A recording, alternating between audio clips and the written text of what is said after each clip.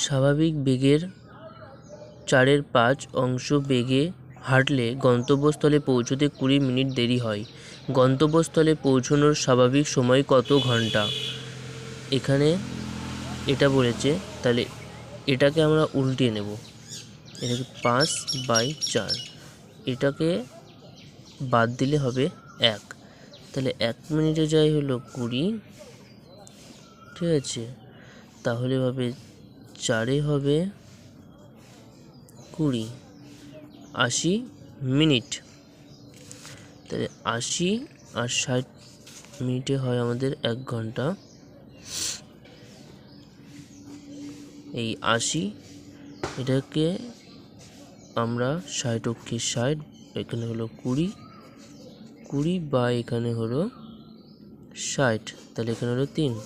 তারপরে হবে আমাদের 1 × 1 = 3।